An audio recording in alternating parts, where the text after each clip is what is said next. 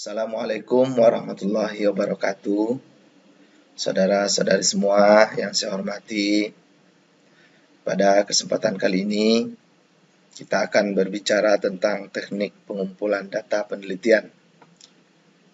Mohon maaf untuk kali ini mungkin suara Bapak agak sedikit merdu daripada biasanya karena lagi sedang batuk dan flu. Jadi Bapak mungkin tidak begitu banyak memberikan penjelasan untuk kali ini. Mudah-mudahan minggu depan Bapak lebih baik, lebih sehat, dan kita bisa berdiskusi secara langsung yang Bapak sudah rencanakan untuk pelaksanaan perkuliahan dengan menggunakan Zoom. Insyaallah minggu depan kita akan laksanakan menggunakan Zoom. Dan perlu Bapak ingatkan, silahkan saudara-saudari berdiskusi ya di Google Classroom, kemudian mendownload semua materi-materi yang dipaparkan oleh rekan-rekannya, termasuk materi yang Bapak sampaikan ini. Sekilas saja mungkin dari Bapak.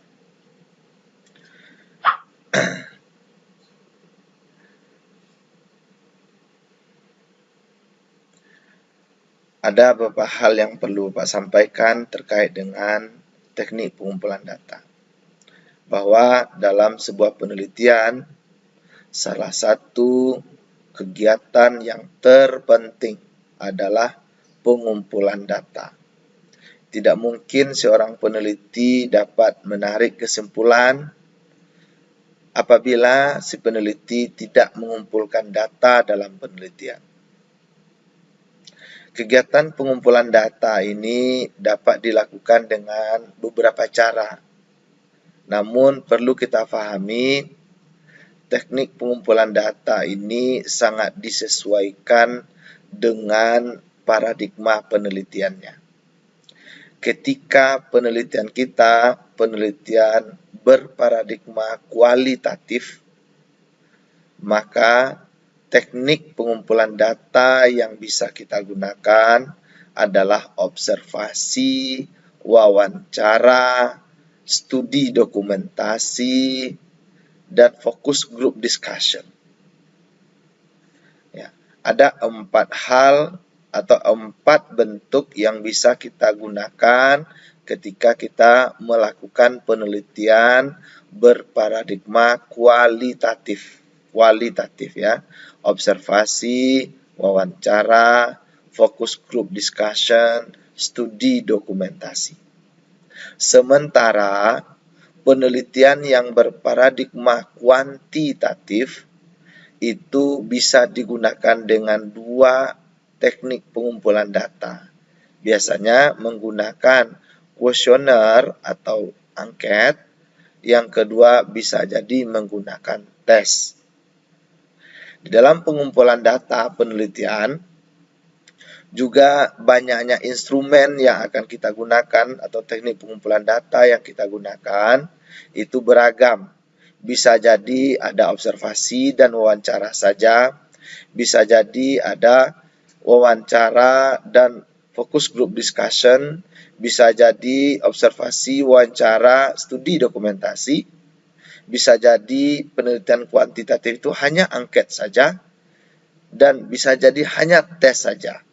Atau bisa jadi dalam sebuah penelitian ada kuesioner untuk variabel tertentu dan ada tes untuk variabel tertentu. Jadi sangat disesuaikan dengan kebutuhan dan bentuk data yang akan kita kumpulkan atau bentuk penelitian yang kita gunakan. Sekarang mari kita lihat satu persatu, itu apa observasi. Observasi itu pengamatan ya. Pengamatan yang dilakukan secara langsung terhadap objek permasalahan yang sedang kita teliti. Jadi kalau melakukan observasi, maka si peneliti hadir di lokasi di mana sesuatu itu yang akan diteliti gitu. Jadi hadir di objek yang akan diteliti.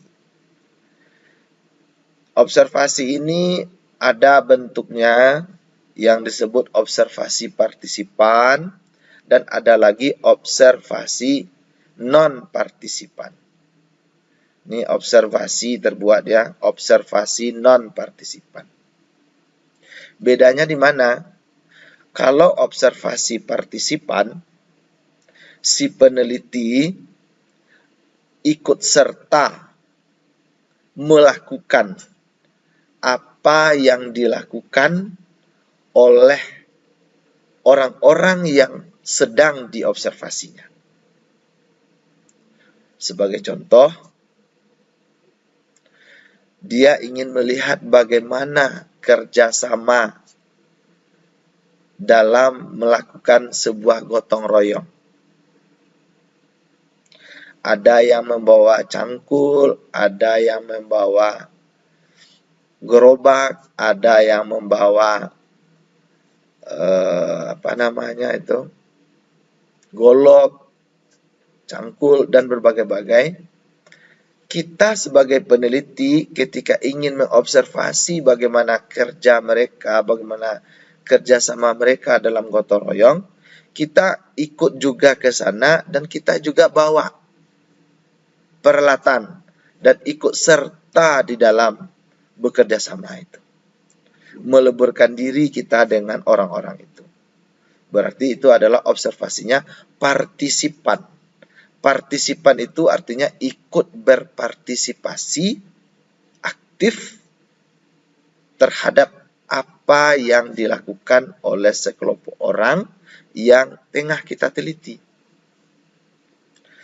Berbeda dengan observasi non-partisipan. Non-partisipan, kita tidak melakukan apa yang dilakukan oleh orang yang kita observasi, tetapi kita tetap berada di lokasi di mana orang itu yang akan kita observasi. Gitu. Sebagai contoh, kita mengobservasi bagaimana cara guru di dalam menjelaskan materi. Kita hadir di dalam kelas. Kita mengamati guru, tetapi kita tidak ikut, ya, kita tidak ikut berpartisipasi sebagai guru. Kita hanya ikut mengamati apa yang dilakukan oleh guru di dalam kelas. Ini disebut dengan observasi non-partisipan. Nah, itu dia. Kemudian, kapan observasi sebagai alat pengumpulan data itu kita gunakan? Yaitu apabila ingin memperoleh data yang dapat diamati oleh indera penglihatan, pendengaran, penciuman, peraba, atau pengecak. Artinya apa? Observasi itu membutuhkan indera begitu. Observasi tidak membutuhkan mulut dalam artian berbicara. Observasi tidak butuh bicara. Kalau bicara bukan observasi. Observasi itu butuh pengamatan, menggunakan mata, lalu menggunakan instrumen yang dimana nanti si peneliti akan mencatat, menuliskan apa yang terjadi, apa yang dia lihat, apa yang dia amati, dicatatnya. Itu observasi. Lalu kalau begitu, apa yang mesti dipersiapkan sebelum melakukan observasi? Pedoman observasi. Berisikan sejumlah daftar jenis kegiatan yang mungkin timbul dan akan diamati. Ya, dan akan diamati isi dari sebuah pedoman observasi. Jadi, secara sederhana, pedoman observasi itu dia berisi sejumlah jenis kegiatan, bisa jadi, atau hal-hal yang akan diamati. Hal-hal yang akan diamati. Kita lihat ini sedikit dulu. Ini dia, pedoman observasi. Ini adalah pedoman observasi, di mana dalam pedoman observasi itu kita buatkan hari, tanggal. Hari apa kita observasi, tanggal berapa. Lalu observasi ke, berarti observasi itu tidak sekali. Lalu ada lokasi di mana observasi itu dilakukan. Kemudian apa yang akan kita observasi? Kegiatan apa? Guru melakukan apersepsi, ada atau tidak? Kalau ada, seperti apa adanya? Ada catatan kita. Guru menggunakan metode yang bervariasi? Tidak. Tidak. Kenapa kok tidak? Nanti kita jawab dengan bertanya. Guru menyimpulkan materi? Ada. Seperti apa dia menyimpulkan materi? Buat di catatan. Kita tidak bertanya di sini. Jadi kalau observasi hanya butuh mata untuk melihat dan butuh pena untuk mencatat. Nah, itu dia. Kembali kita ke yang tadi lagi. Observasi yang baik itu bagaimana? Observasi yang baik sebenarnya apabila orang yang kita teliti atau yang kita observasi itu sebaiknya tidak mengetahui bahwa dia sedang diobservasi atau diteliti, sehingga dia akan memperlihatkan data-data yang sesungguhnya. Nah, jadi kata kuncinya orang yang diobservasi sebaiknya tidak tahu kalau dia itu sedang diobservasi, sehingga bisa alami apa yang ada itu. Tetapi kalau orang yang kita observasi mengetahui keberadaan kita sebagai observer, sebagai orang yang sedang mengobservasi, maka orang tersebut biasanya cenderung untuk memanipulasi data atau berperilaku tidak seperti yang sesungguhnya. Sebagai contoh, saudara-saudari nanti akan melakukan observasi itu di kelas. Otomatis guru tahu, kepala sekolah tahu. Kenapa tahu? Pasti saudara-saudari akan ditanya dulu, pasti akan diminta surat pengantar observasinya. Pasti memperoleh izin dulu dari kepala sekolah. Ketika saudara diketahui keberadaannya mahasiswa Yayan Bukit Tinggi akan mengobservasi bagaimana kedisiplinan siswa dalam belajar atau kemampuan guru di dalam mengajar, maka sebelum hari H itu, kepala sekolah akan berpesan ke guru, Bu, tolong Ibu mengajar yang baik ya, jangan bikin malu sekolah kita. Lalu guru pesan lagi ke siswa, Nak, kita nanti akan diobservasi, kita akan diteliti oleh seorang mahasiswa dari IAIN Bukit Tinggi, dan dia akan mengekspos apa yang dia lihat.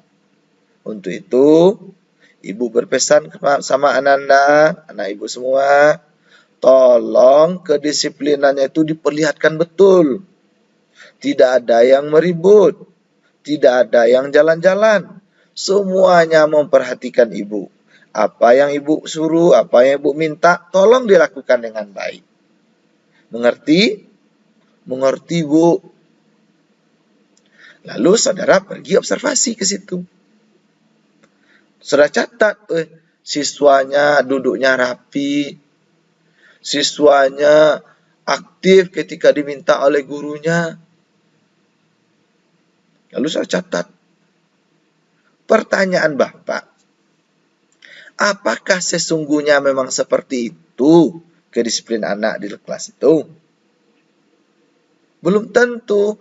Kalau kesehariannya yang lain, yang ketika saudara tidak pergi ke situ, dia sering ribut, sering jalan-jalan. Berarti apa yang saudara lihat tidak valid, tidak benar. Jadi gimana solusinya, Pak? Solusinya,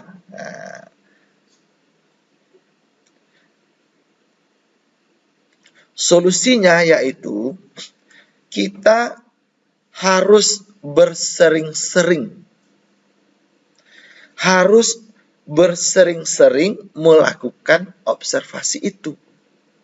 Berlama-lama kita melakukan observasi. Maksud berlama-lama itu gimana, Pak? Dari awal sampai akhir pembelajaran? Bukan. Hari ini kita observasi. Minggu besok kita observasi. 2 hari setelahnya kita observasi. 2 minggu berikutnya kita observasi. 1 minggu berikutnya kita observasi.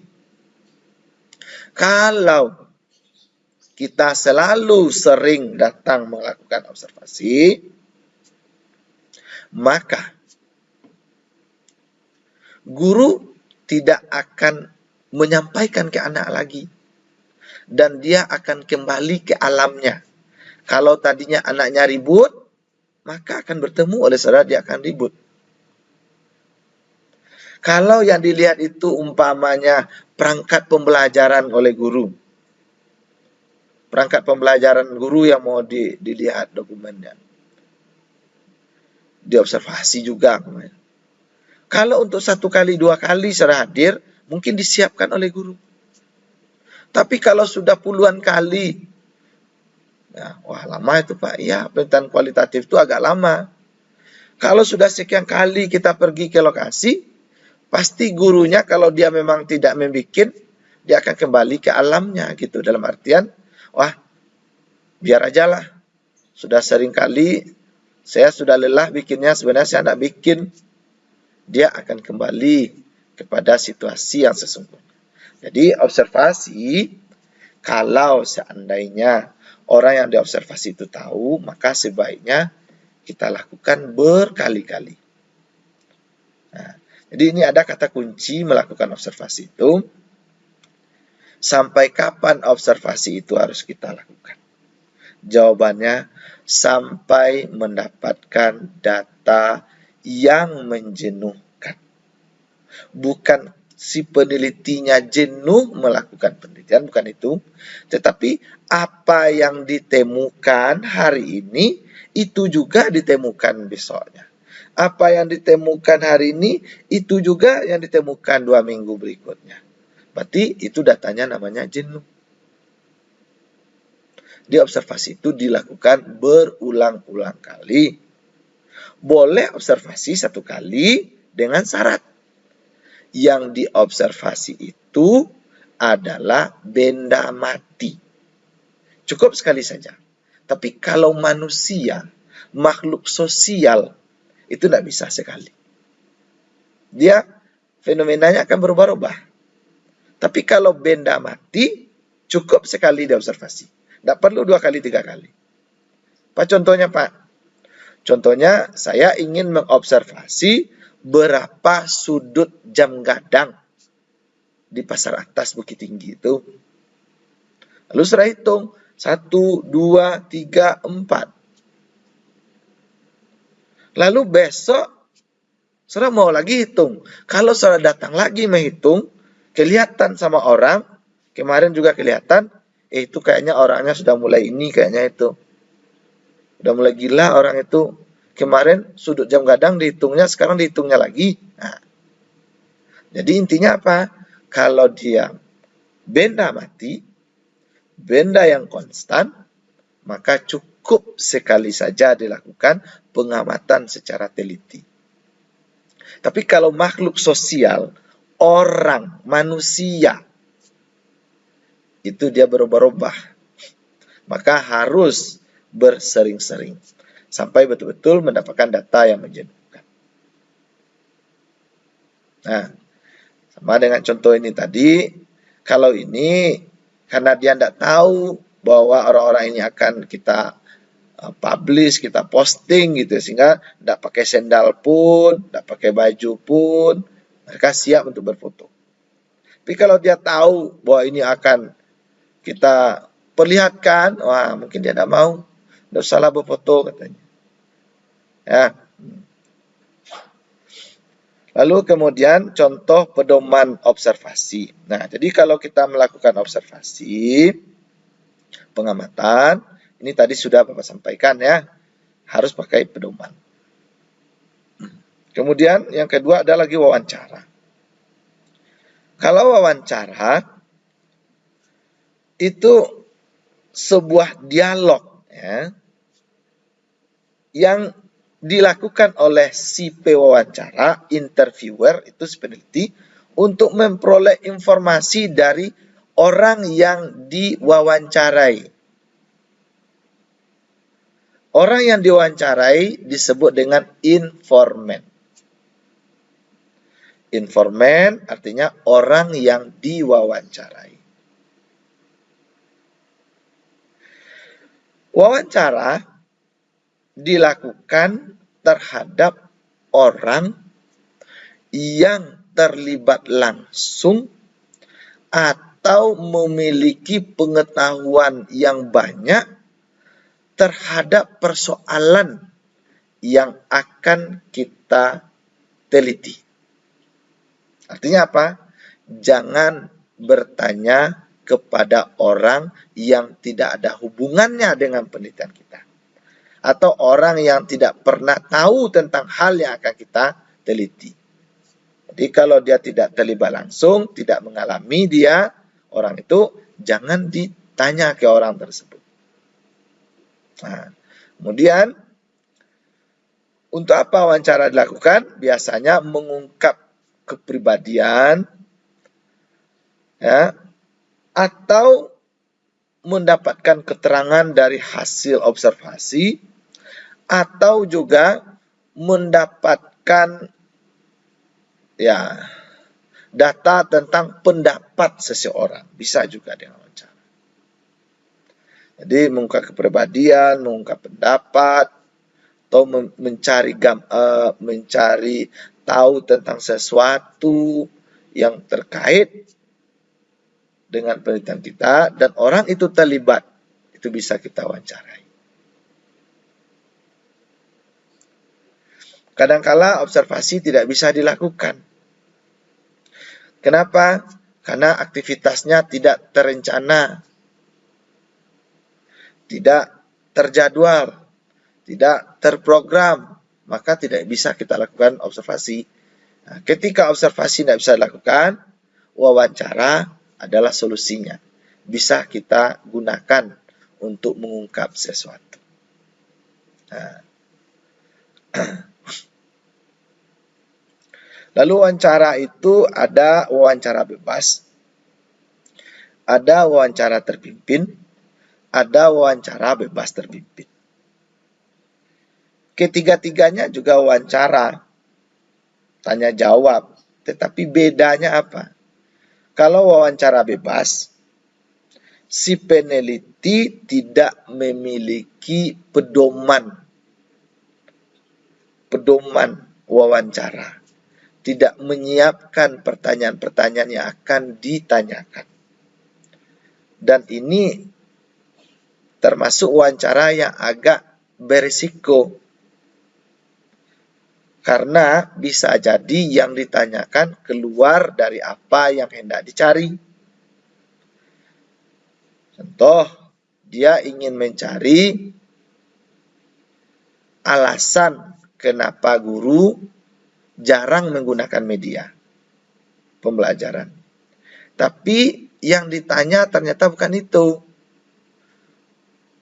Bu, dia laki-laki nih ya, mahasiswa laki-laki. Bu, ada ndak anak ibu yang perempuan yang seusia saya? Kalau yang perempuan, Bu, ada ndak anak ibu yang laki-laki seusia saya? Akan keluar dari apa yang dicari nanti. Yang dicari tadi kenapa guru tidak menggunakan media. Nah, jadi bisa jadi begitu. Nah, jadi wawancara bebas itu wawancara yang dilakukan secara mendadak atau secara tiba-tiba, pertanyaan itu tidak dipersiapkan. Tidak dirancang pertanyaan terlebih dahulu. Kemudian ada wawancara terpimpin. Kalau wawancara terpimpin, itu ada pedoman wawancaranya. Sudah ada sejumlah pertanyaan yang disiapkan. Saya akan bertanya nanti 1, 2, 3, 4, 5 sudah ada.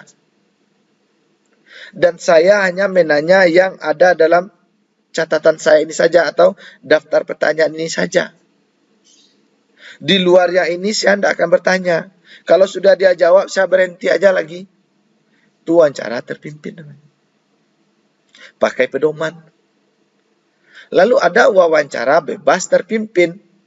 Kalau bebas terpimpin, dia juga pakai pedoman, tetapi dia juga memberikan pertanyaan-pertanyaan selanjutnya yang tidak ada dalam pedoman wawancaranya, atau disebut pertanyaan lanjutan gitu. Umpamanya tadi dia hanya bertanya, apa jenis-jenis media yang ibu gunakan? Lalu jawab oleh guru, saya menggunakan jenis-jenis media itu sangat tergantung kepada situasi dan kondisi. Lalu ditanya lagi, seperti apa situasi dan kondisi yang ibu maksud? Itu tidak ada dalam pedoman. Di dalam pedoman wawancara. Ya, kalau seandainya materinya itu berupa benda, biasanya saya menghadirkan benda itu. Itu jawaban gurunya. Lalu, apa benda yang sudah pernah ibu hadirkan dalam pembelajaran? Nah, juga tidak ada dalam pedoman wawancara. Sementara dia tanyakan. Artinya apa? Bisa jadi dari 5 pertanyaan yang ada dalam pedoman, menjadi 25 dia bisa jadi. Karena dia satu pertanyaan beranak lagi pertanyaannya nanti. Sesuai dengan respon yang diberikan oleh responden. Nah, itu dia. Bapak merekomendasikan kalau saudara melakukan wawancara, teknik pengumpulan data penelitiannya, gunakanlah wawancara bebas terpimpin tersebut. Itu yang lebih bagus. Untuk wawancara, ingat, jangan dilakukan berkali-kali terhadap orang yang sama dengan pertanyaan yang sama. Kenapa? Kalau saudara bertanya kepada orang yang sama dengan pertanyaan yang sama beberapa kali, jawabannya berbeda. Jawaban pertama dia balas dengan baik. Media apa yang ibu gunakan dalam pembelajaran? Saya menggunakan media LCD proyektor, buku, papan tulis. Kalau besok ditanya ke orang itu juga dengan pertanyaan begitu juga, apa media yang ibu gunakan dalam pembelajaran? Jawabannya berbeda. Nyinyi yang ma. Itu jawabannya. Patang itu yang tanya kini, tulang tanya balik. Pakak ma. Bisa jadi itu jawabannya. Diingat, wawancara cukup sekali saja dengan pertanyaan yang sama kepada orang yang sama. Tapi kalau pertanyaannya berbeda, gimana Pak? Kepada orang yang sama, boleh di waktu yang berbeda. Tidak ada masalah. Nah, itu bedanya kalau wawancara, tidak bersering-sering. Kalau observasi, yang diobservasi itu manusia, bersering-sering. Itu dia. Terus, apa yang mesti dipersiapkan dalam melakukan wawancara? Pedoman wawancara. Berisikan sejumlah pertanyaan berkenaan dengan objek yang diteliti. Pertanyaan-pertanyaan tersebut mesti mengacu kepada landasan teoritis yang digunakan. Artinya apa? Membuat pedoman wawancara itu tidak asal buat-buat saja pertanyaannya, tetapi juga merujuk kepada teori begitu. Karena membuat instrumen itu kita harus tunduk ke teori. Nah, jadi bukan buat secara cuma-cuma saja pertanyaan apa yang ingat kita gitu ya, apa yang ingin kita, tidak. Tetapi ketika kita mau mendalami sebuah variabel untuk diteliti, maka kita harus tunduk kepada teorinya. Ya, tunduk pada teorinya.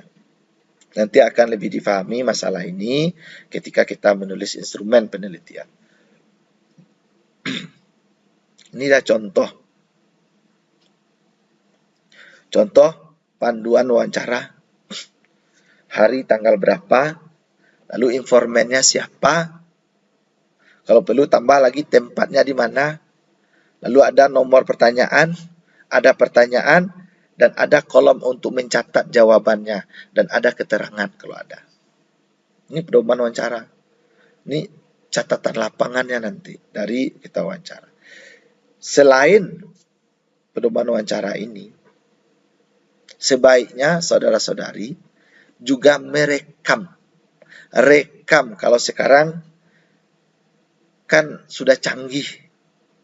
Tidak perlu juga dikatakan, Bu, Pak, saya rekam ya Pak. Tidak perlu bilang seperti itu. Kalau kita sudah ada kontak sebelumnya mau wawancara, baru aja mau masuk ke ruangan dia, kita rekam dengan HP kita, HP-nya taruh aja di kantong saku-saku. Nanti kita wawancara sebelum masuk ya, tidak kelihatan. Atau umpamanya kayak main HP aja, taruh aja di atas meja gitu. Padahal kita merekam wawancara. Kenapa harus direkam? Jawabannya dua. Pertama, sebagai barang bukti waktu sidang munakasah, penguji bertanya, betulkah saudara melakukan wawancara? Betul. Apa buktinya? Mari kita dengarkan audio ini. Nah, bisa kita jawab begitu. Lalu apa guna yang kedua direkam? Gunanya adalah kadangkala ya, orang kita wawancara itu berbicaranya cepat, sementara kita menulisnya lambat, sehingga ada yang tertinggal. Tapi kalau kita rekam, kita ulang nanti rekamannya ketika kita menyajikan data di bab 4, nah, bisa kita memutarnya berkali-kali. Jadi tidak ada satu titik, satu koma pun yang tercecer oleh kita sebenarnya kalau kita rekam. Tapi kalau kita catat, bisa jadi hal besar saja. Dan kadang-kala statementnya itu bisa jadi salah kita menuliskan. Kan tidak mungkin begini, Bu, tunggu sebentar Bu, saya menulis Bu, jangan terlalu cepat. Nah, mungkin kita gitu kan. Sementara dia berbicara. Nah, itu makanya tolong juga direkam. Itu kuncinya. Kemudian kita berbicara, kalau yang tadi kita bicara itu adalah observasi, wawancara, itu beritanya kualitatif kan gitu deh. Kalau angket ini untuk kuanti, sederetan pertanyaan atau pernyataan tertulis yang diberikan kepada responden. Jadi istilahnya ya, kalau orang yang mengisi angket itu namanya responden. Kalau orang yang ditanya tadi namanya informan. Kalau orang yang diberi angket namanya responden. Kalau ini kuesioner, itu dia berupa pertanyaan-pertanyaan atau pernyataan-pernyataan, tapi disajikan secara tertulis dan diberikan kepada responden untuk diberikannya respon. Itu kuesioner namanya. Jadi bedanya dengan wawancara apa? Kalau wawancara, tanya, langsung jawab. Tanya, langsung jawab. Kalau kuesioner, pertanyaannya tertulis dan dijawab oleh orang itu tertulis. Nah, gitu. Itu bedanya. Kuesioner namanya. Nah, kemudian untuk apa digunakan angket? Ini tadi. Mengungkap kepribadian bisa juga atau pendapat sekelompok orang terhadap sesuatu. Kalau kuesioner itu orangnya katakanlah banyak gitu ya. Jadi kalau wawancara tidak efektif. Orangnya ratusan, tidak mungkin diwawancarai. Atau ribuan, tidak mungkin diwawancarai. Tapi dengan kuesioner itu bisa satu kali sebar, nanti dikumpulkan. Namun hasilnya adalah dalam bentuk angka-angka. Makanya ini penelitiannya berparadigma kuantitatif, menggunakan angket. Ya. Kemudian bentuk-bentuk angket berdasarkan cara menjawabnya, ada disebut dengan angket terbuka. Kalau angket terbuka itu orang yang responden yang akan memberikan respon itu bisa memberikan jawaban sesuai keinginannya. Umpamanya, bagaimana pendapat saudara tentang kondisi COVID-19 di Sumatera Barat hari ini? Itu bisa bebas dia cara menjawabnya. Menurut pendapat saya, melihat situasi hari ini, bisa jadi begitu dia mengawali kalimatnya. Artinya angketnya itu terbuka. Tapi ada angket tertutup. Kalau tertutup, responden tidak memiliki jawaban lain selain jawaban yang sudah disiapkan. Seperti tidak, ya, tidak. Jawabannya hanya dua, ya, tidak. Atau benar, salah. Apakah saudara makan sahur tadi pagi? Ya, apakah saudara makan sahur? Jawabannya, ya, tidak. Apakah 2 ditambah 2 sama dengan 4? Jawabannya benar atau salah? Nah, jadi itu berarti tidak bisa responden itu memberikan respon yang lain selain yang kita siapkan. Itu disebut dengan angket tertutup. Atau jawaban yang kita siapkan itu sangat setuju, setuju, tidak setuju, sangat tidak setuju. Kita buat umpamanya pernyataan.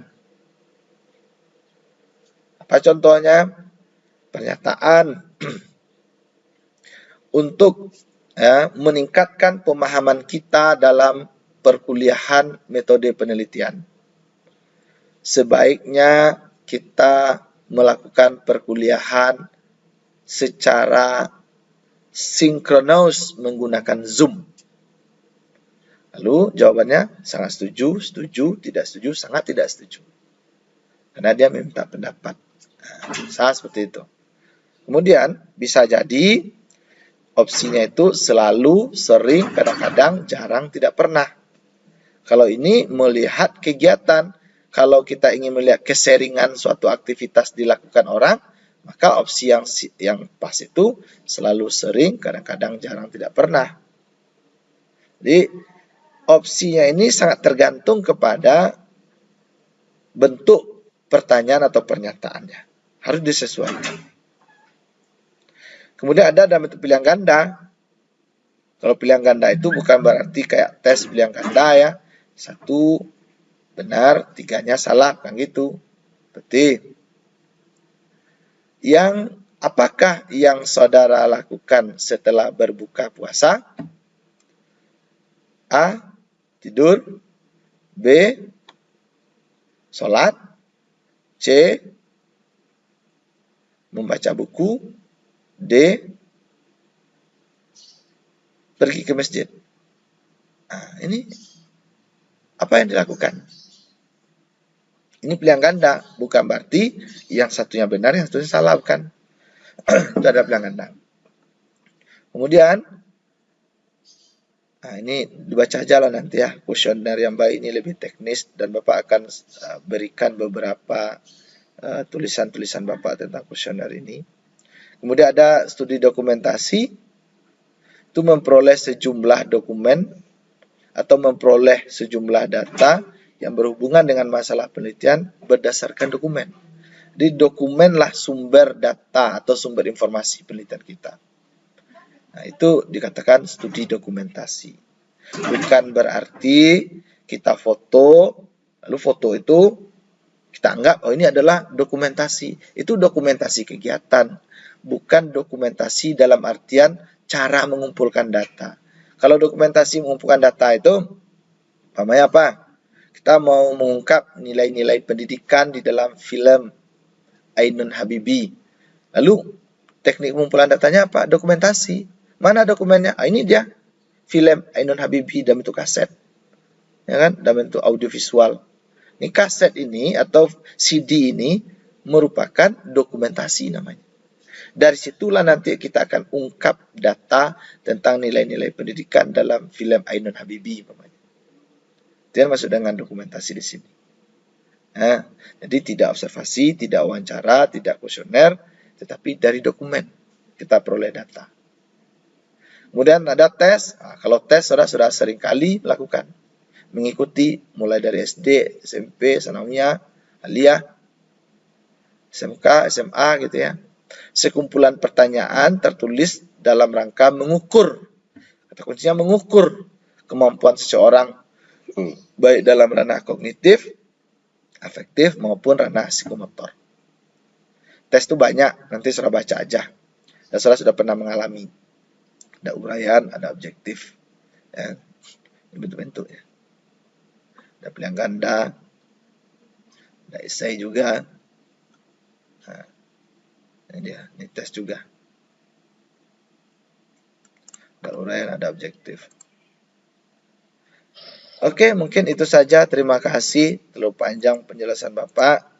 Ya, sementara suara Bapak serak-serak basah ini.